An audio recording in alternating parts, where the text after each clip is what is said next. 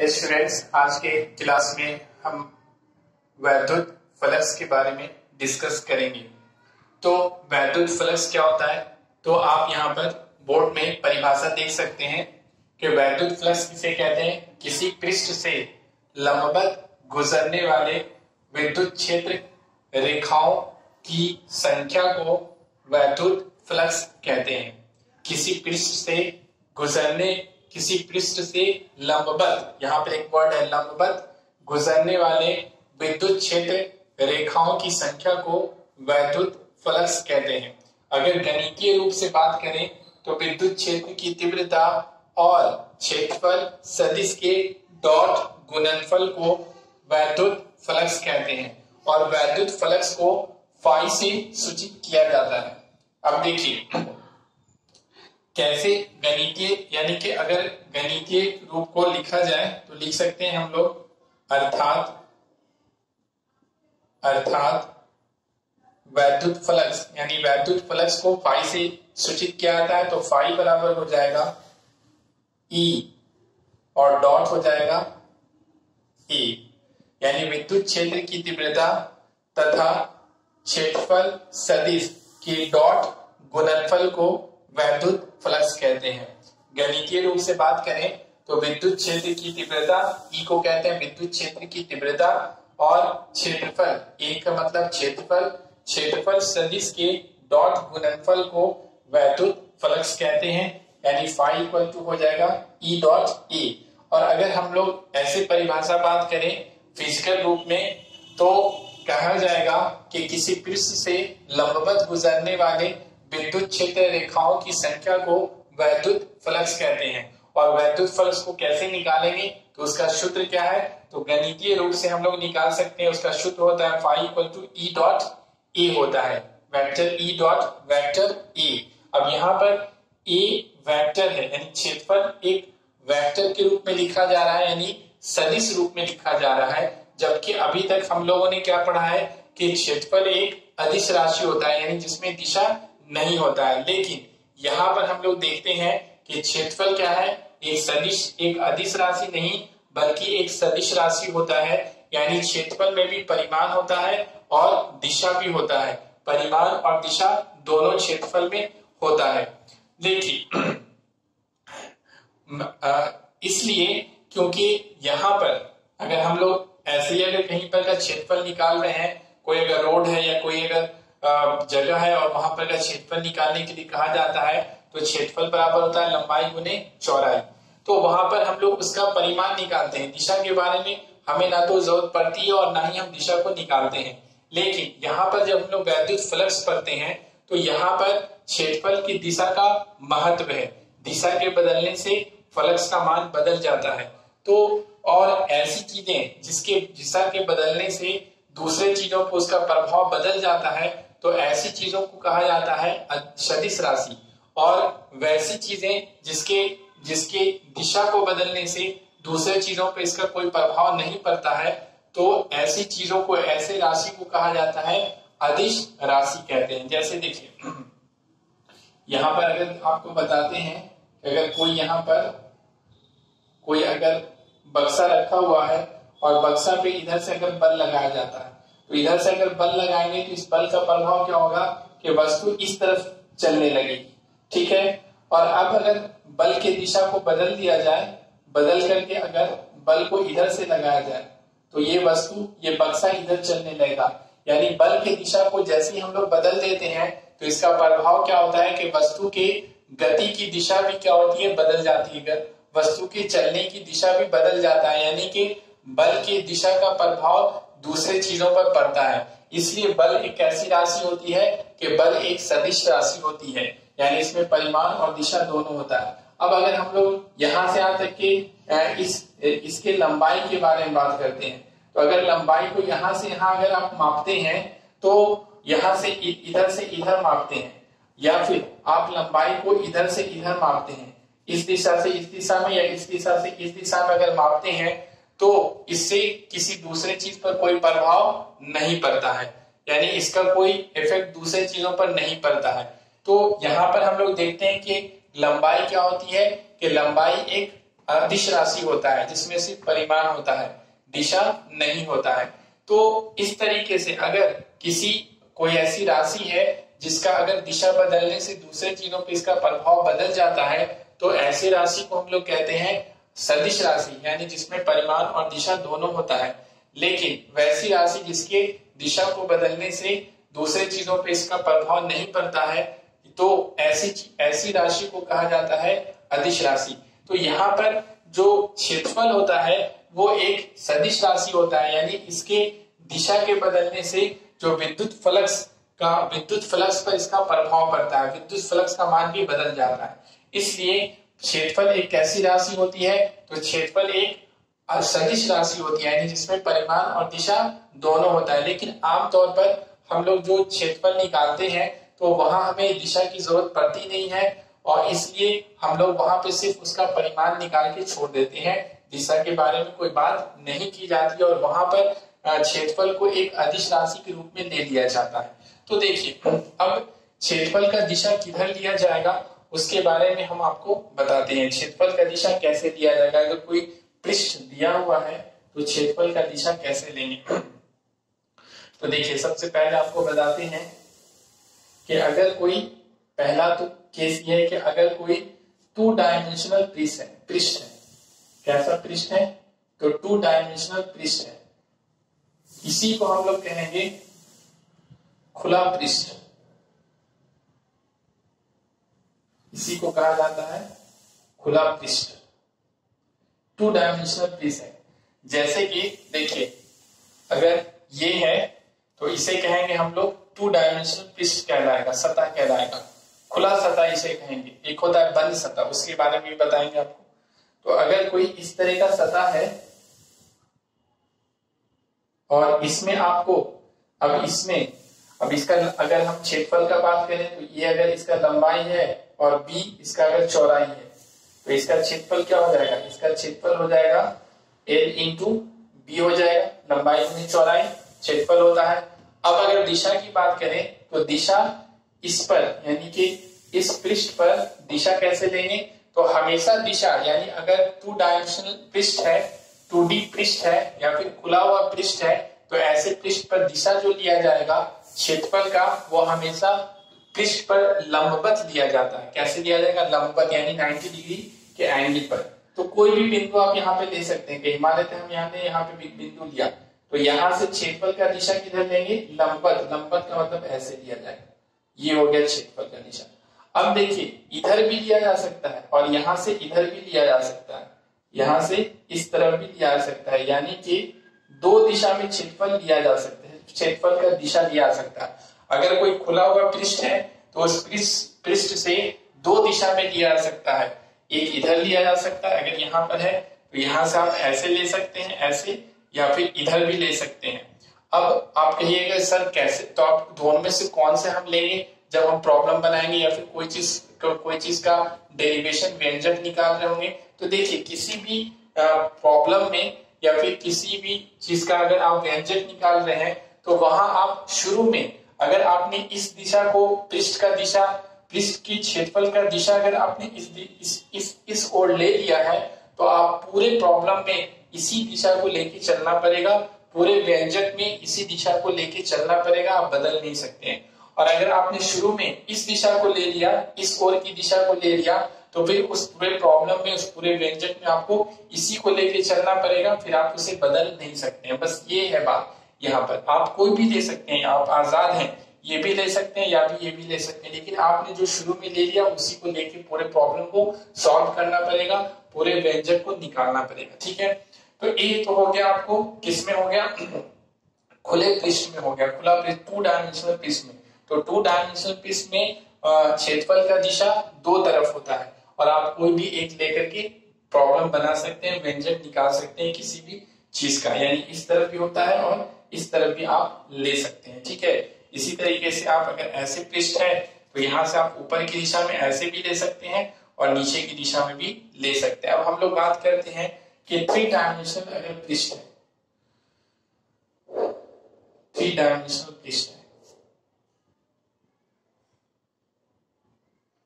3 dimensional अगर पृष्ठ है इसको कहा जाता है बंद पृष्ठ। बंद पृष्ठ। अब कैसा पृष्ठ, देखिए इसका उदाहरण यहाँ पर है, इसका इसे आप चित्र में देख सकते हैं। इसे ये जो पृष्ठ है ये सब बंद पृष्ठ कहलाएगा। ये सब पृष्ठ को क्या कहेंगे, ये बंद पृष्ठ है, ठीक है, ये बंद पृष्ठ है। यानी कि यहाँ पर इसका चित्र बनाते हैं।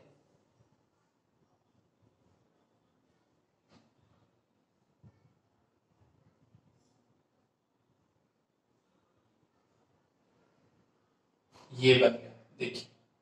तो अगर इस तरह का पृष्ठ है और इसमें अगर दिशा लेना है आपको, तो ऐसे पृष्ठ में जब भी दिशा लिया जाएगा तो वो हमेशा लंबवत लेंगे, लेकिन किस तरफ लेंगे, अंदर की तरफ कि बाहर की तरफ। तो हमेशा बंद पृष्ठ में जो दिशा लिया जाएगा वो हमेशा बाहर की तरफ लिया जाएगा, इसको याद रखना है, यानी बाहर की तरफ। अब ये अगर पृष्ठ ले रहे हैं तो इसके बाहर इधर होगा और इसके अंदर इधर होगा, तो बाहर की तरफ लेंगे, यानी क्षेत्रफल का दिशा इस तरफ लेंगे, ठीक है। अगर कोई कहेगा कि इस पृष्ठ में अगर दिखाइए, इस पृष्ठ पर, तो इस पृष्ठ में अगर क्षेत्रफल का दिशा बाहर की तरफ, तो देखिए यहां से ये वाले पृष्ठ के लिए बाहर इधर होगा, इधर लेंगे तो अंदर हो जाएगा, तो ये हो जाएगा यहाँ पर दिशा। अगर आपसे कोई कहेगा कि ऊपर की इसमें दिखाइए यहाँ पर, तो यहाँ पर इस तरफ हो जाएगा, ठीक है। कोई कहेगा अगर यहाँ पे दिखाइए नीचे वाले पे, तो यहाँ बाहर की तरफ इधर हो जाएगा। तो बंद पृष्ठ में हमेशा क्षेत्रफल का दिशा किधर लिया जाता है, बाहर की तरफ लिया जाता है, अंदर की तरफ नहीं लिया जाता है। तो इस तरह से क्षेत्रफल के बारे में बता दिया हमने कि क्षेत्रफल में भी दिशा होता है और दिशा कैसे लेना है, खुले पृष्ठ में और बंद पृष्ठ में, 2 डायमेंशन में और 3 डायमेंशन में कैसे लिया जाता है, ठीक है। क्योंकि वैद्युत फ्लक्स निकालने में वैद्युत फ्लक्स निकालने में क्षेत्रफल की दिशा की जरूरत पड़ती है। अब देखिए हम लोग यहाँ पर आते हैं, तो वैद्युत फ्लक्स क्या होता है, विद्युत क्षेत्र की तीव्रता और क्षेत्रफल सदिश के डॉट गुणनफल को वैद्युत फ्लक्स कहते हैं। यानी किसी पृष्ठ से लंबवत गुजरने वाले विद्युत क्षेत्र रेखाओं की संख्या को वैद्युत फ्लक्स कहते हैं। जैसे कि अगर मान लेते हैं कि कोई सतह है और यहां से लंबवत अगर आपको 3 ठो विद्युत क्षेत्र रेखा पास कर रही है, तो कोई पूछेगा कि फ्लक्स कितना का मान कितना होगा, तो यहाँ पे लिखेंगे 3 मान होगा। यानी किसी पृष्ठ से लंबवत गुजरने वाले विद्युत क्षेत्र रेखाओं को, तो लंबवत कितना विद्युत क्षेत्र रेखा पास कर रहा है, गुजर रहा है, 3 गुजर रहा है, तो वैद्युत फ्लक्स 3 हो जाएगा। इसी तरह से अगर कोई दूसरा पृष्ठ है और उससे विद्युत क्षेत्र रेखाएं अगर 4 पास कर रहा है, तो यहाँ पे फ्लक्स का मान कितना हो जाएगा, 4 हो जाएगा, ठीक है। लेकिन अब मैथमेटिकल रूप में, गणितीय रूप से कैसे निकालेंगे, उसका सूत्र क्या होगा, ये तो देख के बताना होगा। सूत्र के हिसाब से कैसे निकालेंगे, अगर मानते हैं क्षेत्रफल दिया हुआ है और विद्युत क्षेत्र की तीव्रता दिया हुआ है, तो उसके लिए फॉर्मूला क्या होता है, phi equal to E dot A होता है। अब देखिए आपको 11th क्लास में पढ़ाया गया होगा, ये पढ़ाया गया होगा कि ए डॉट बी ये होता है आपको ए बी कॉस थीटा होता है। A dot B equal to क्या होता है, A B cos theta. Dot product समझे अदिश गुणनफल, और एक होता है सदिश गुणनफल। तो ए डॉट बी बराबर ए बी कॉस थीटा। तो इसी तरह से ई डॉट ए अगर हम लोग करेंगे, ई डॉट ए, तो ये हो जाएगा ई ए कॉस थीटा। यानी ई डॉट ए को क्या लिख सकते हैं, ई ए कॉस थीटा लिखा जा सकता है। तो यहां से हम लोग क्या लिख सकते हैं, अथवा करके लिख सकते हैं, अथवा फाई इक्वल टू हो जाएगा ई ए कॉस थीटा। ये भी एक सूत्र है, दोनों सूत्र है, इसको भी याद रख सकते हैं, इसे भी आप कोई भी याद रख सकते हैं। तो वैद्युत फ्लक्स इक्वल टू होता है ई ए कॉस थीटा। यानी वैद्युत फ्लक्स जो होता है वो निर्भर करता है किस पर, विद्युत क्षेत्र की तीव्रता पर। विद्युत क्षेत्र की तीव्रता को अगर बढ़ाया जाएगा तो वैद्युत फ्लक्स का वैल्यू यानी इसका मान बढ़ेगा, इसे घटाएंगे तो ये भी घटेगा। क्षेत्रफल को अगर बढ़ाएंगे, छोटा सा क्षेत्रफल है तो उससे जो हमें वैद्युत फ्लक्स का मान मिलेगा वो कम मिलेगा, और अगर क्षेत्रफल ज्यादा होगा तो वैद्युत फ्लक्स का मान भी क्या होगा, ज्यादा मिलेगा। और वैद्युत फ्लक्स निर्भर करता है थीटा पर, जहां थीटा क्या है, वो विद्युत क्षेत्र की तीव्रता और क्षेत्रफल इन दोनों के बीच का कोण है, ठीक है। तो ये थीटा पर भी निर्भर करता है। तो वैद्युत फ्लक्स 3 चीजों पर निर्भर करता है, वैद्युत क्षेत्र की तीव्रता और क्षेत्रफल और थीटा, यानी ई और ए के बीच के कोण के पर भी निर्भर करता है। तो ये हो गया। अब देखिए ये जो सूत्र है हम लोगों का, ये सूत्र एक समान विद्युत क्षेत्र के लिए मान है। किसके लिए मान है? एक समान विद्युत क्षेत्र के लिए मान है। ये वाला सूत्र किसके लिए मान है? एक समान विद्युत क्षेत्र के लिए मान है। ये सब आप लिख सकते हैं अलग से। हाँ, इसको याद रखना है कि ये सूत्र क्या है? एक समान विद्युत क्षेत्र। जैसे कि अगर ये वाला अगर चित्र बनाए हम यहां पर,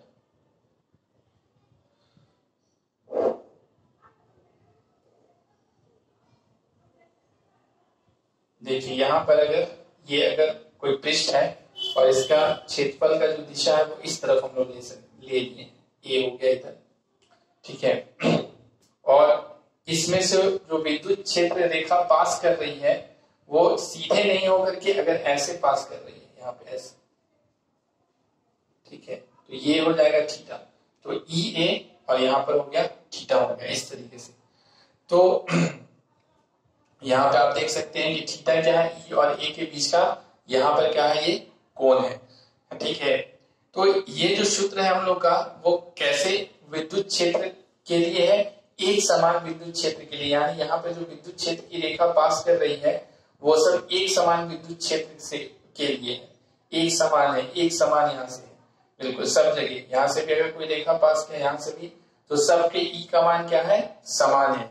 अगर ऐसी स्थिति है तो ये वाला फॉर्मूला दोनों में से कोई भी लगा सकते हैं।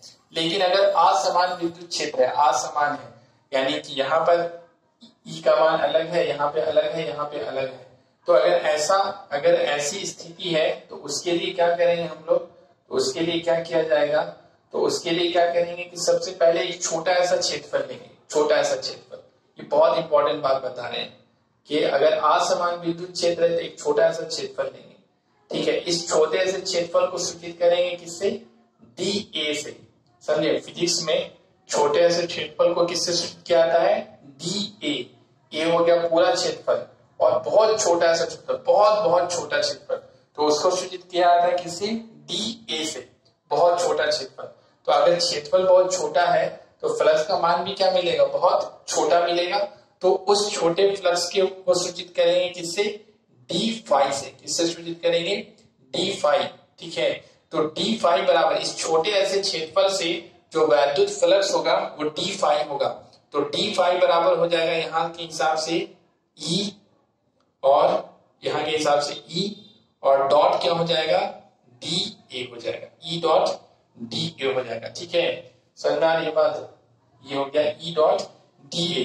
तो एक छोटे ऐसे क्षेत्रफल से पहले निकाल लेंगे, समझे। और इस तरह का बहुत सारा क्षेत्रफल होगा, बहुत सारा क्षेत्रफल यहाँ पे, इस पूरे क्षेत्रफल में इसको बहुत छोटे छोटे क्षेत्रफल में बांट देंगे और सबसे निकालेंगे। इस तरह से डी फाई करके सबसे निकालेंगे और सबको जोड़ देना है।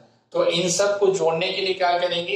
इंटीग्रेशन का मेथड अप्लाई करेंगे, क्योंकि इंटीग्रेशन एक ऐसा मेथड है जोड़ने का जो इनफाइनाइट नंबर ऑफ चीजों को जोड़ देता है, अनगिनत चीजों को जोड़ देता है। अगर गिनती वाली चीजें है तो उसे तो आप अपने से भी जोड़ सकते हैं, उसके लिए सिंपल जो मेथड हम लोगों को पढ़ाया जाता है शुरू से तो वो है। लेकिन अगर ऐसी चीजों को जोड़ना है जो इनफाइनाइट नंबर है तो उसके लिए मेथड ऑफ इंटीग्रेशन है। तो देखिए यहाँ पर हम लोग क्या करेंगे कि अगर असमान विद्युत क्षेत्र है और वो असमान विद्युत क्षेत्र है और किसी कोई पृष्ठ दिया हुआ है, तो उस पृष्ठ से अगर आपको वैद्युत फ्लक्स निकालना है तो सबसे पहले एक छोटा सा क्षेत्रफल, बहुत छोटा क्षेत्रफल लेंगे, उस क्षेत्रफल को सूचित किया जाएगा डी ए से, और उस छोटे ऐसे क्षेत्रफल से सबसे पहले क्या करेंगे?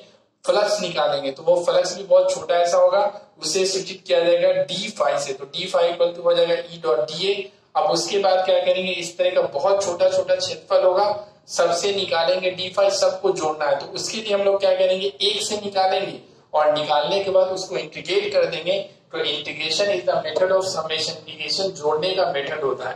कैसी चीजों को? इनफाइनाइट नंबर ऑफ चीजों को जोड़ने का, अनगिनत चीजों को जोड़ने का। तो इस तरह के अनगिनत जो हम लोग क्षेत्रफल लेंगे और उससे जो हमें अनगिनत वैद्युत फ्लक्स निकलेगा, सबको जोड़ना है। तो इसको क्या करेंगे? इंटीग्रेट कर देंगे। तो इसको जैसे ही आप इंटीग्रेट कीजिएगा उसके बाद, तो इसको जब इंटीग्रेट करें डी फाई निकालेंगे और उसके बाद इसको क्या करेंगे? इंटीग्रेट करेंगे। तो यहां से जब इसको इंटीग्रेट किया जाएगा तो ये हमें क्या मिलेगा? इंटीग्रेशन के बाद हमें देखिए डी फाई का इंटीग्रेशन क्या हो जाएगा, फाई हो जाएगा। डी एक्स का इंटीग्रेशन क्या होता है, एक्स होता है। डी वाई का इंटीग्रेशन क्या होता है, वाई होता है। तो डी फाई का इंटीग्रेशन क्या होगा, फाई होगा। तो फाई हो गया, तो फाई बराबर यानी कुल वैद्युत फ्लक्स बराबर हो जाएगा आपको integration E dot D A हो जाएगा। ठीक है, इसमें मान भरेंगे और उसके बाद निकाल देंगे। तो ये जो फॉर्मूला हो गया वो असमान विद्युत क्षेत्र के लिए, ये जो दोनों फॉर्मूला है वो किसके लिए है, असमान विद्युत क्षेत्र के लिए। ये दोनों फॉर्मूला किसके लिए है, असमान विद्युत क्षेत्र के लिए है। और ये दोनों क्या है, एक समान विद्युत क्षेत्र के लिए है। तो इस तरीके से ये हम लोग का क्या था, वैद्युत फ्लक्स था। और इसके बाद हम लोग नेक्स्ट क्लास में इसके आगे स्टडी करेंगे।